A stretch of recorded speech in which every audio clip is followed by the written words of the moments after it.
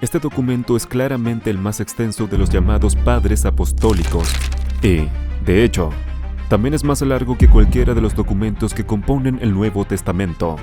Aparte de lo que aparece en el mismo escrito, es realmente poco lo que se sabe sobre la vida del autor de El Pastor de Hermas.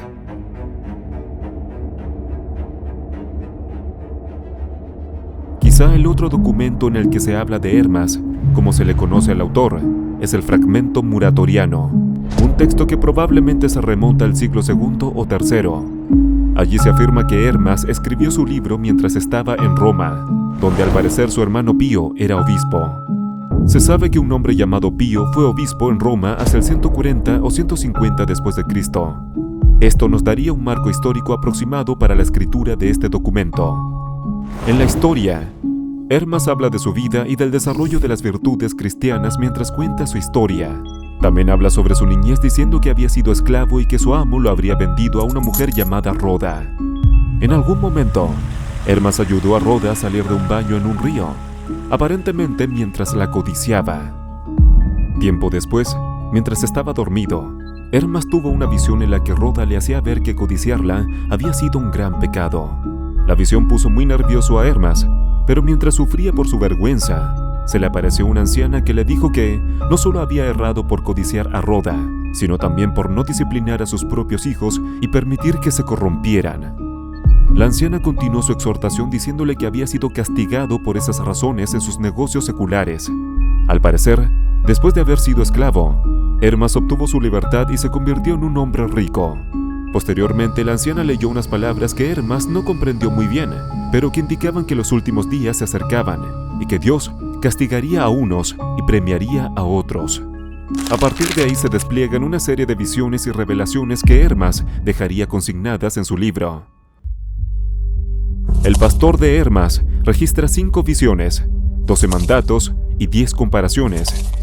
El libro comienza con la experiencia antes mencionada, para luego agrupar a una serie de visiones y revelaciones, lo que convierte a este documento en una compilación de enseñanzas y predicaciones. Hermas vino a ser una especie de profeta o predicador, que hizo uso de un género apocalíptico en sus escritos, género muy popular en la época. El documento continúa con la segunda visión que al parecer tiene lugar un año después. En ella, la misma anciana le entrega a Hermas un escrito que solo puede entender después de orar y ayunar. Pero nuevamente, Hermas recibe exhortación por no haberse ocupado de la fe de sus hijos y esposa. La reprensión incluye un llamado al arrepentimiento y le asigna una fecha máxima para corregir sus faltas. La tercera visión constituye una parte mucho más amplia y citada. Se trata de la construcción de una gran torre que está siendo edificada por ángeles que usan rocas de diferentes formas. La analogía es que algunas rocas no encajan en la construcción, otras sí y otras se quiebran. Las que no encajan son al parecer dejadas de lado esperando estar listas para ser añadidas al edificio. La anciana le explica a Hermas que cada una de estas rocas representan algún tipo diferente de cristiano. En una analogía muy similar a la parábola del sembrador, la anciana trata de hacer entender a Hermas que cada tipo de piedra representa a cierto tipo de creyente. La cuarta visión es un breve anuncio de las tribulaciones por venir y la quinta es la orden de que Hermas escriba las visiones en un libro. Así termina la primera parte, concluyendo la sección de las visiones y dando inicio al resto del libro. A partir de allí se enlistan los mandamientos que incluyen el reconocimiento de Dios y un llamado a obedecerle, dejar diversos pecados y dar ofrendas sabiamente. También se habla sobre la mentira y la castidad. En esta sección del libro se desarrolla uno de los temas más importantes, y quizá la idea central de todo el documento. El pecado practicado después del bautismo no puede ser perdonado. Hermas dice al respecto que si después de este llamamiento grande y santo, alguno, siendo tentado por el diablo, comete pecado, solo tiene una oportunidad de arrepentirse. Pero si continuamente peca y se arrepiente, el arrepentimiento no le aprovechará para nada, porque difícilmente alcanzará la vida. Hermas está dando un mensaje nuevo y contrario a una postura muy rigorista desde entonces. Por eso reviste su mensaje con este ropaje profético y apocalíptico. Quiere darle toda la autoridad posible. Posteriormente continúa con los mandamientos haciendo un llamado a la paciencia, a discernir entre las buenas y malas enseñanzas, al temor de Dios, a la moderación y a la generosidad, a buscar el perdón de Dios, a reflexionar sobre la tristeza y la alegría que puede experimentar el creyente y a discernir entre los profetas verdaderos de los falsos. Al respecto de la vida cristiana, dice: Al hombre que afirma tener el Espíritu Divino, examínale por su vida. Ante todo, el hombre que tiene el Espíritu Divino, el que viene de arriba, es manso, tranquilo y humilde, vive alejado de toda maldad y de todo deseo vano de este siglo.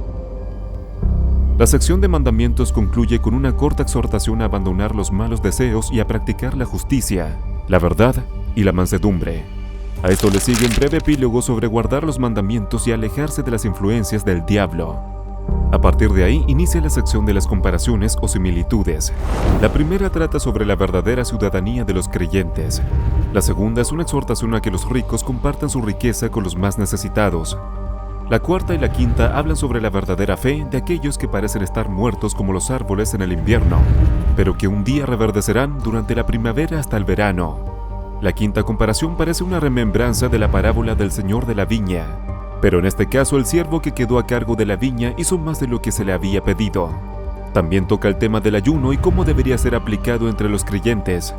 Sobre esto dice: Después de cumplido lo que queda escrito, el día que ayunes no tomarás sino pan y agua, y de la comida que habías de tomar calcularás la cantidad de gasto que correspondería aquel día, y lo entregarás a una viuda, a un huérfano o a un necesitado. En la sexta y séptima comparación, a través del ejemplo de dos ángeles, se hace un llamado al arrepentimiento y a la purificación. La octava comparación usa una analogía de unas varas para mostrar los diversos niveles de obediencia a Dios. La novena comparación retoma la analogía de la construcción de la torre, pero esta vez con muchos más detalles. Por último, la décima comparación resume toda la enseñanza principal del libro. En resumen, El Pastor de Hermas fue escrito como un llamado al arrepentimiento y la adhesión a una estricta vida moralista. El punto de enseñanza del libro es principalmente ético, no teológico, pues de hecho la cristología de El Pastor de Hermas es muy confusa y a veces poco ortodoxa. Este libro fue reconocido y usado por varias figuras importantes de la iglesia primitiva, pero el canon muratoriano negó su inspiración. Al respecto dice: Pero El Pastor fue escrito por Hermas en la ciudad de Roma muy recientemente, en nuestros tiempos, cuando su hermano Pío ocupaba el sillón de obispo en la iglesia de Roma, y por tanto conviene leerlo, pero no puede hacerse públicamente al pueblo en la iglesia ni incluirlo entre los profetas, puesto que su número está completo, ni entre los apóstoles, por haber terminado ya su tiempo. A pesar de que fue el documento no canónico más popular de la iglesia primitiva, Jerónimo nos informa que, para su tiempo en el siglo IV, ya era bastante desconocido en Occidente. Al parecer, era mucho más popular en la iglesia oriental. De hecho, era tan popular en esa región que hoy sobreviven manuscritos de El Pastor de Hermas en griego, latín y etíope, y fragmentos en copto y persa. Pero, ¿por qué nos aparece El Pastor de Hermas en la Biblia? ¿Por qué no se consideró un libro inspirado? Primero debemos darnos cuenta de que muchos eruditos bíblicos reconocen la existencia de falsos escritos que nunca se han considerado seriamente para su inclusión en la Biblia. Ejemplos son la Asunción de Moisés y el libro de Enoc. Sin embargo, los estudiosos de la Biblia coinciden en que no son escritos inspirados. Algunos pensaban que El Pastor de Hermas tenía cierto nivel de autoridad, por lo que se mantuvo en el canon durante un tiempo antes de que fuera, bajo la dirección del Espíritu Santo, totalmente desestimado.